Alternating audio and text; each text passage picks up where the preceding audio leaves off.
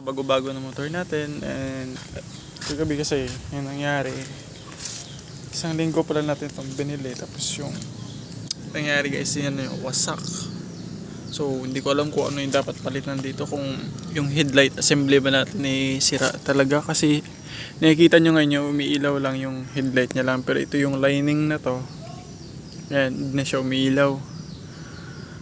Tapos ito yung rear fender nya nadali din, yung front pala. And so hindi ko alam kung magkano talaga ipapalit dito. Sira din yung ano ba tawag dito, garnish ba o eyebrow mustache nya.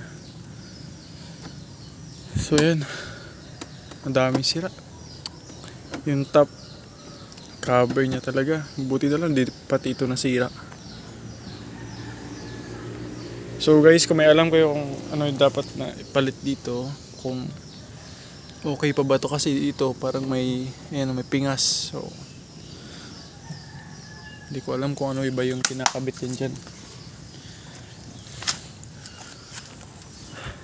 Yan, may nasalpok kasi ako ng jeep kagabi, and ayun, hindi ko naman kasalanan kasi bigla siyang tumigil. Tapos yung jeep wala siyang stoplight, no?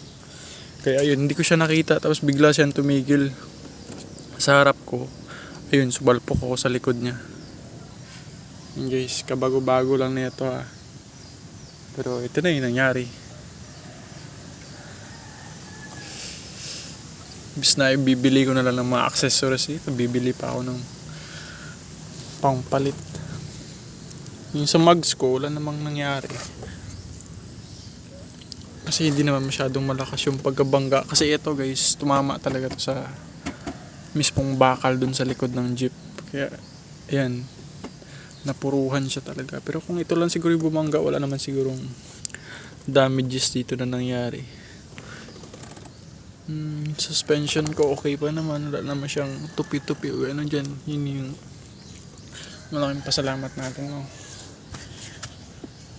So guys, kakapalit ko lang din, maganda to, mura lang din. Tapos naglagay na rin ng sticker. Tapos eto pala, di na rin siya gumagana kasi tumama yung tuhod ko dito, kaya hindi na siya mabuksan. Papabuksan ko na lang din yan sa harap para makita ko ano yung problema. Dito naman sa likod, wala naman siyang problema, no? All goods naman. Ayan, kakabili lang talaga yan guys for registration. Ito guys, ang ganda, carbon siya, tire hugger, mura lang din naman yan. Pagkakabili ko siguro nasa 200, 230 yata yan. Hindi ko pa napapalitan itong radiator cover nya. So yun. Hey guys ha, patulong ako kung ano yung mga dapat ipalit dito, kung may alam kayo sa mga Honda Click user dyan. So yung side cover nya naman okay naman, pero dun sa kabila parang nagkaroon ng crack. Ayan, meron pala dito. Yun na yan, konti lang. Tapos dito wala naman, pero dito sa gilid nya meron. Ayan o, kitang kita o. Ayan o, yan yung guhit na yan. So yun guys, baka may tulong kayo ha.